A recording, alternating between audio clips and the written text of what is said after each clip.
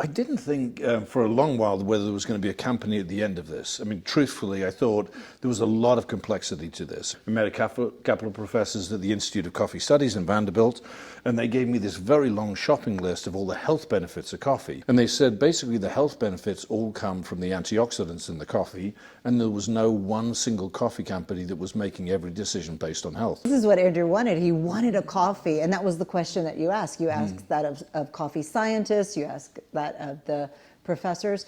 So what coffee has all of these things? Yeah. Like none of the bad stuff, all of the good stuff, and there wasn't one. And so Andrew Salisbury, being the entrepreneur that he is, said, well, if there's not one, I'll make one.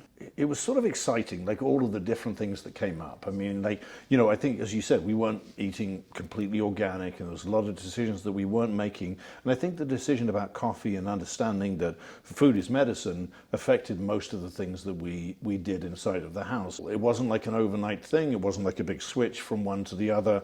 But I think that we were both on this journey of sort of like trying new coffees and experimenting with different ways of roasting. And then just the excitement of what we were doing. You know, that piece was really fueling us. Every morning we would wake up and Andrew would bring me the latest research. You know, here's coffee and Alzheimer's. With a coffee, of course. Yes, he would bring me a beautiful coffee, and that became a tradition for us. That became something that, you know, we joke about it, but when you've got a good coffee,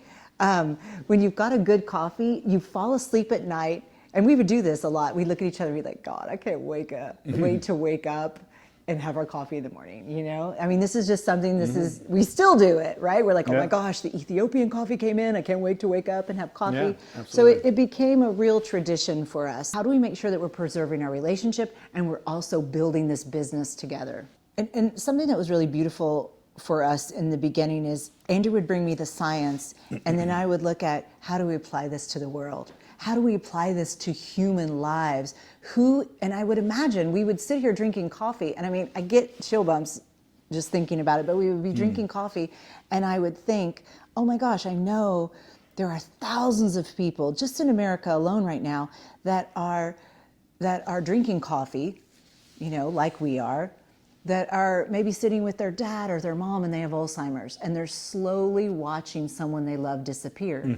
And we have the ability to educate people. And it became, you know, this passion. Andrew would bring the science. Then I'm like, oh my gosh, we have got to get this out. And then we would start forming connections. And also a big part of it, I think, was the motivation. I mean, just the idea that, because I think there was so many roads or so many places where we had to go through sort of hurdles for the business that made the business very complicated. I mean, you know, I think our growth has been consistent, but I mean, through various hurdles as a company. And so I think that more than anything is just like the reason why, the big why, the Simon Sinek, the sort of like the why you doing this.